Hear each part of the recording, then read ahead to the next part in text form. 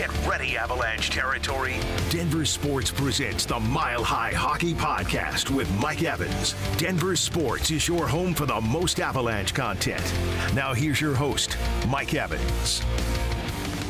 Hey everybody, welcome into the Mile High Hockey Podcast. I am Mike Evans, although based on the reaction that I've been getting, the reception I've been getting since the Avalanche lost Game 1 last night, I'm apparently Jinxie Cat because I had the nerve, the unbridled arrogance to think that not only would the Avalanche win Game 1, but that they'd go on to win this series in 5 games. Hey, listen, kudos to all of you out there who were walking around yesterday telling everybody, hey, listen, I'm worried about this game. I'm worried about the Kraken. I think the Avalanche lose. In fact, I think the Avs are going to be lucky to win this series. And if they do, they're going to win in 7 games. Really? Really? So I'm the Jinxie Cat. All of you are walking around out there seeing this coming. Okay? I tip my cap to you for calling this. Now, look, nobody expected the Avalanche to play as poorly as they did in this game. And even though they played poorly, I still am not overly concerned about the Avalanche ability to win this series. Now, if you want to look at the bigger picture, okay, we can have a conversation about that. So let's kind of break this all down, all right? Why did the Avalanche come out, and whether it was Jared Bednar talking about the game or Nathan MacKinnon talking about the game, both saying basically the same thing. We just were not on our game. We made too many mistakes. We weren't mentally sharp. The focus wasn't there. So why? Why? That's, I think, the question all of you are asking today. Why did the Avalanche come out and look so un-Avalanche-like? I think there's a couple theories in place for me. One, let's deal with the fact that much was made going into this game about how, hey, everybody's back. Everybody's healthy.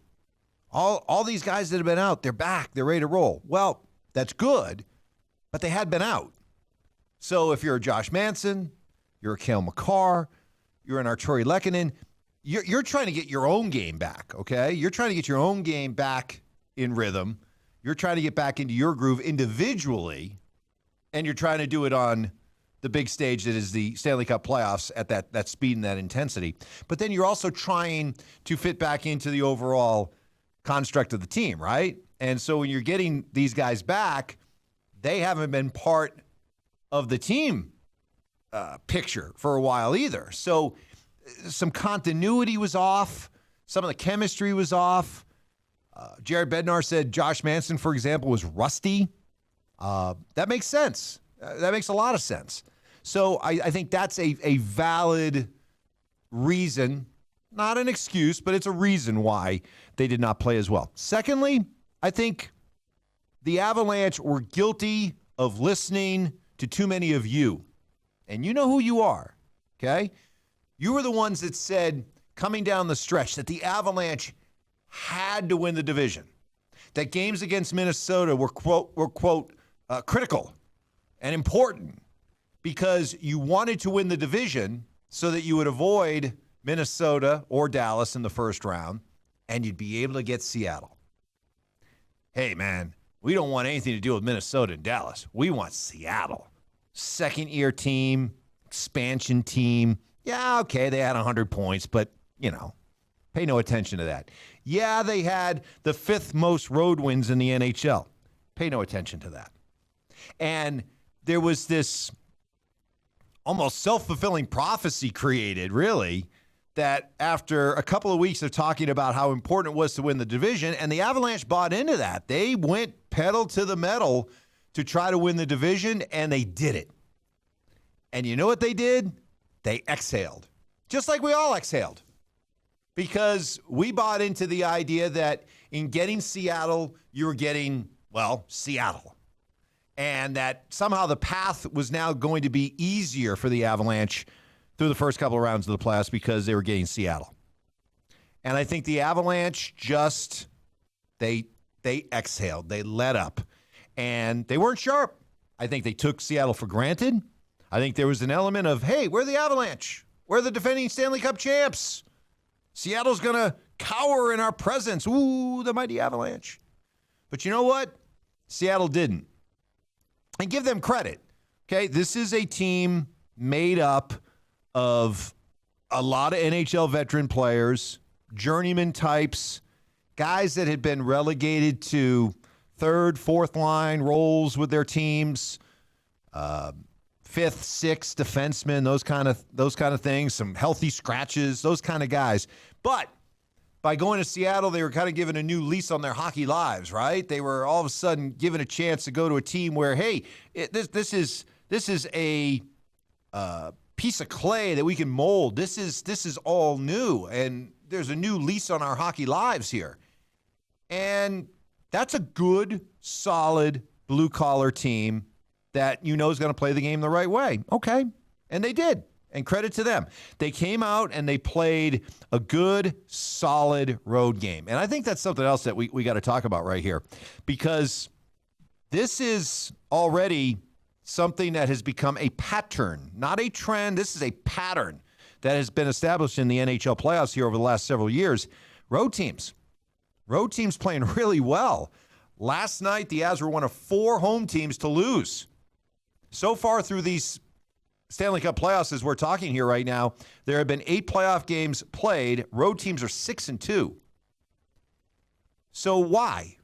Do you have any theories as to why the road teams over the last several years have been playing so well? The Avs went 9-1 in the playoffs last year, 7-0 in the Western Conference. What's the difference? Why? Because you don't see it in the NBA. You don't see it in football. So why is it happening in hockey? My theory, you always hear announcers say during a game, after a game, they're playing a good road game. They're playing a good road game. Well, what does that mean? I think Seattle just played perfectly by the blueprint.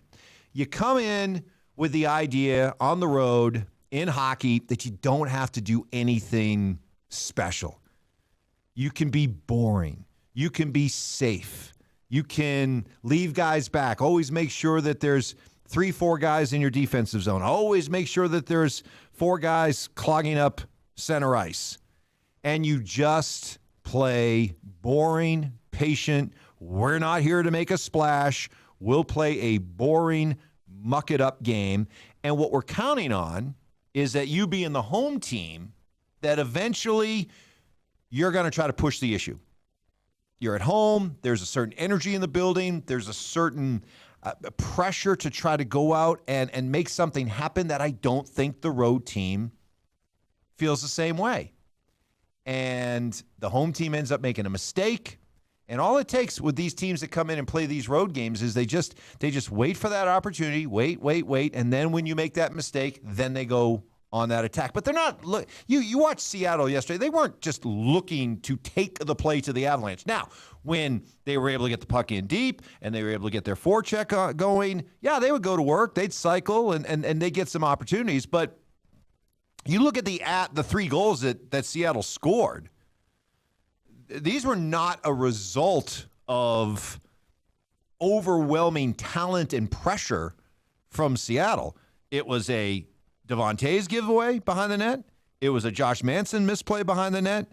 And it was, as Jared Bednar put it, poor execution at center ice that led to a 3-on-2. Now, Seattle still had to convert, but it was, again, a result of Avalanche mistakes. And Seattle just came in with the idea, like so many road teams do, we're just going to keep it simple, stupid. And we'll wait for the other team to make a mistake. We're prepared to try to shorten the game. We're not here to put on a show. We're not here to win 5-3. We'll just kind of play it safe. And it clearly works. Because you can't tell me that all these road teams, 6 out of the 8, are just superior hockey teams that have just superior talent, superior skill, superior speed, superior toughness, and that they're just out-talenting these home teams. I don't buy it. So until you can give me another theory, I'm going to go with that one. So that's why the Avalanche came out and played the way that they played, and that's why they lost this game. All right, what does it mean? Short term, I still am not worried. If you think I'm sitting here right now, all of a sudden really worried, oh no, chewing on my nails that the Avs are going to lose this series. No, I could easily see the Avalanche win the next 4 games. 6 at the tops, at tops, right?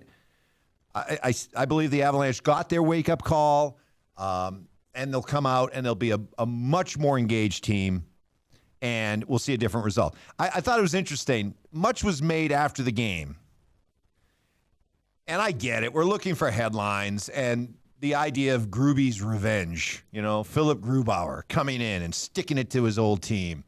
And does he get into the head of the Avalanche players? Look, I know that it is fashionable whenever your team loses to just say, oh, man, what are you going to do? The opposing goaltender just stood on his head. Oh, well. He was out of his mind. Philip Grubauer was not out of his mind, okay? Philip Grubauer was good. He was solid.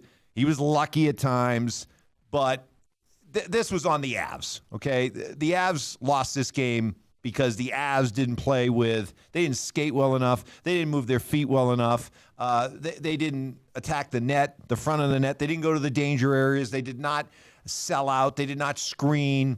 They did not attack for rebounds like we saw from this team last year on their way to the Cup. That was kind of a passive team. Grubauer made the saves that he needed to make. He was good, okay? But let's not talk about him being, standing on his head heroic, okay? And I thought it was interesting, Nathan MacKinnon, when he was asked after the game, would he take the bait? Would he say, hey, yeah? He was asked if Grubauer, was special at all, did anything special. And MacKinnon just, deadpan said, no, nothing. And in some quarters that was met with, wow, can you believe he said that? What a shot. What a shot at Grubauer.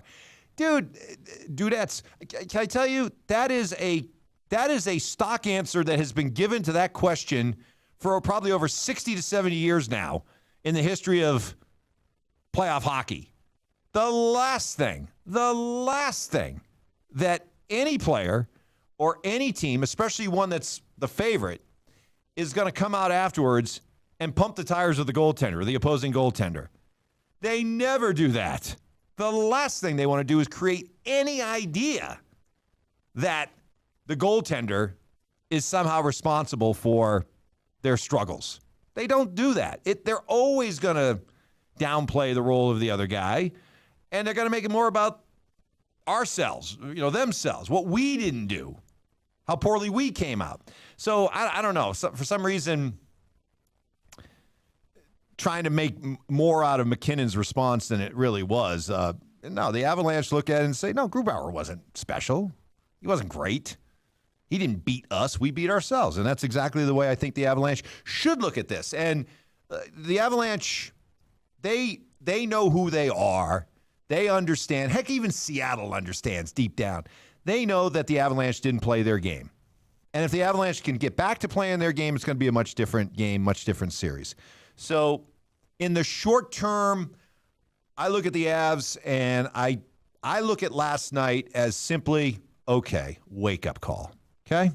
Stanley Cup playoffs are underway, guys. Just because you won the division, just because you avoided Minnesota and Dallas, it doesn't mean that it's over. You still got to go out and play against a team like Seattle that's going to be, the definition of a blue-collar team. You're going to have to go out and work. Okay? You're not going to just be able to throw your sticks out there and say, where the Avs move aside. So that's in the small term. That's the small-term issue that I think is easily fixable.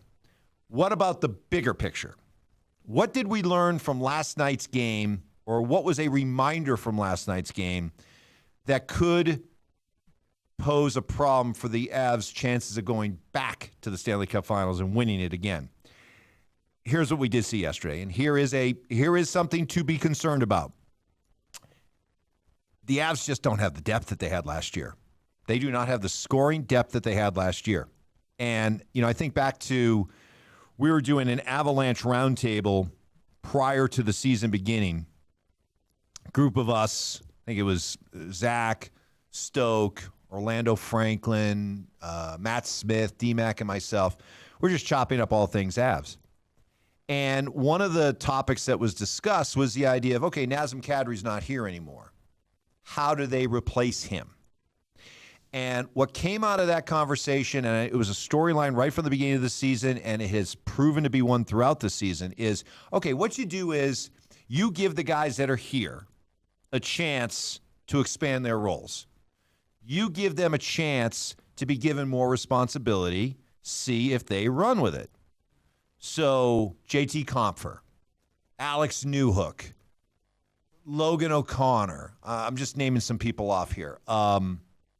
Evan Rodriguez, who comes aboard. These are all guys who are given the chance to step up and replace the contributions of a Nazem Kadri and Andre Burakovsky.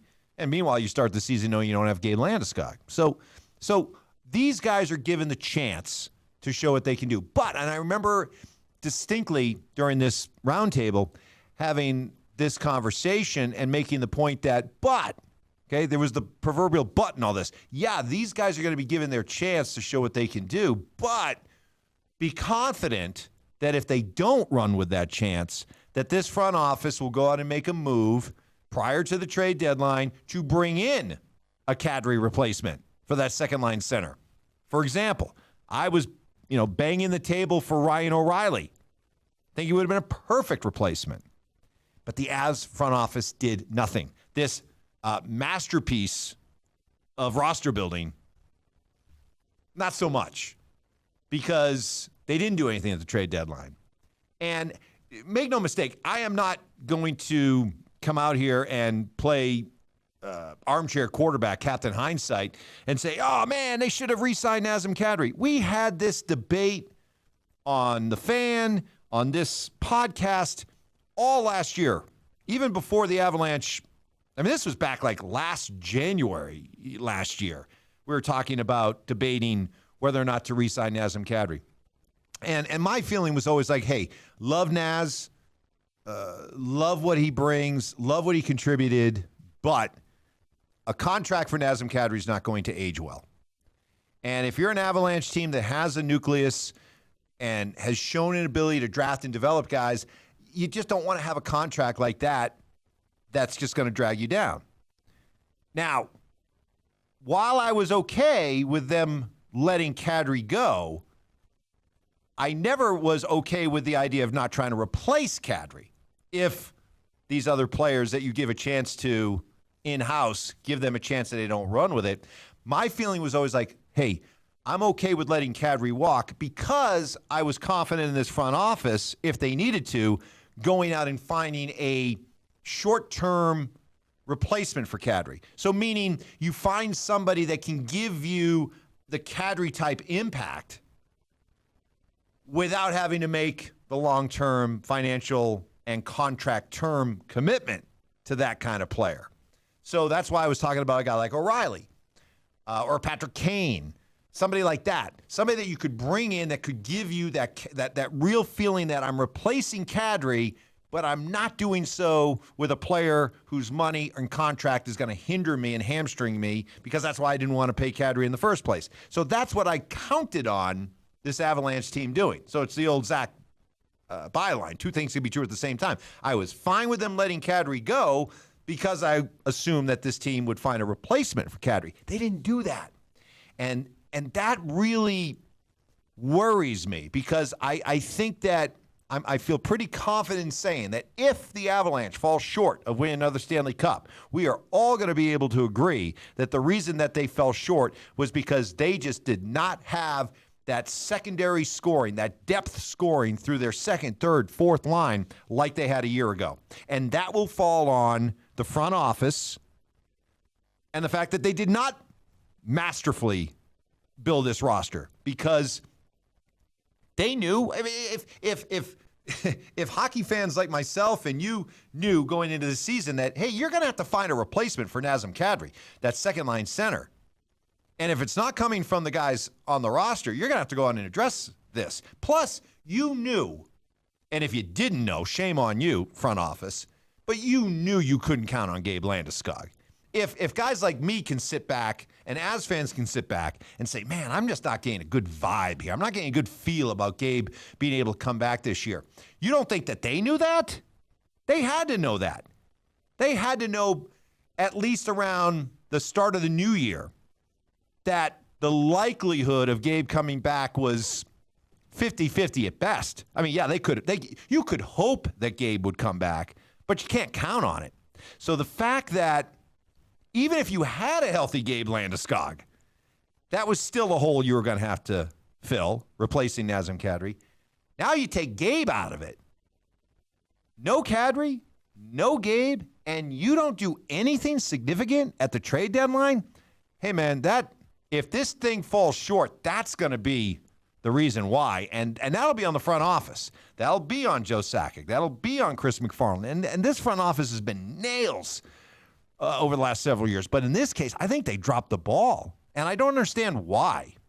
Because was it because they didn't want to give up a first-round draft pick? I know they don't have first-round draft picks and second-round picks coming up for the next couple of drafts, but who cares? You're in a championship window now. Great, you hold on to a first-round pick that's going to be a late first-round pick, and if the player even turns out to be a contributing NHL player, it's not going to be for another 3-4 years. So I don't get it. Just kind of a short-sighted approach to making sure that you have everything in place to go make another run. So we'll see if that plays out. Look, there's still a lot of hockey left to be played. There's still a lot of opportunity for guys to step up and really elevate their game under the bright lights of the playoffs and show that the Avs can have that, those contributions through all four lines, certainly the top three lines that we saw a year ago. But if there is one overall concern to take out of game one, not so much for this series, but if you're just talking about the Avs' ability to go deep and contend for and win another Stanley Cup, are they going to get that secondary scoring, that depth scoring throughout their forward lines? And last night was concerning because they got nothing. And just how much can you count on Mikko Rantanen and Nathan MacKinnon to carry the load? They got to get more. You got to get more from Val Nichushkin. You got to get more from Arturi Lehkonen.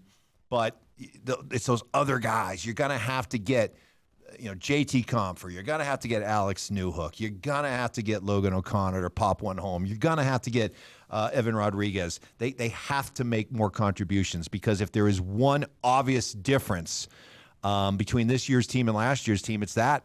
It's the depth across the forward lines. And it was an issue in game one. I think the Avs will be able to win this series, even with some of those concerns. But can they go deep? That's going to be a fair question. I think it's a fair concern and criticism to raise right now. But game one in the books. Avs got their wake-up call. Do not panic. I think this team has earned the right, have they not, to be trusted to respond the right way. I think you'll see a much better, much more determined, much grittier effort from the Avs in game two, and I would expect a rather convincing win in game two. And then they head to Seattle for games 3 and 4, and as I've been saying throughout this entire stretch run when people were making such a big deal of the Avs getting home ice through the first round and even the second round, I kept saying, folks, the Avalanche are a better road team. They're a better playoff road team than they are a home team. I trust the Avs more on the road than I do at home. I mean, it's not like I completely distrust them at home, but you get what I'm saying. I trust them more on the road. So get your win tomorrow in game 2, even the series up, go to Seattle, and put the pressure on Seattle, because now Seattle will be in that environment where everybody's going to be hopped up. Everybody's going to be going crazy.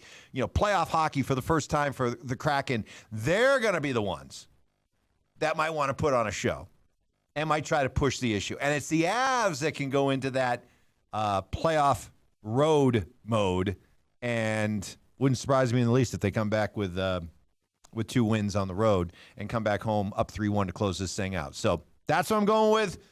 I understand you're all ready to call me Jinxie Cat again, but that's what I believe will happen. We shall see. We'll be right back here again on the Mile High Hockey Podcast after Game 2 on Friday. We'll bring you that, so make sure you're ready to go for that. My thanks to Sean Gates for engineering and producing all this. That'll do it for this week's edition of the Mile High Hockey Podcast.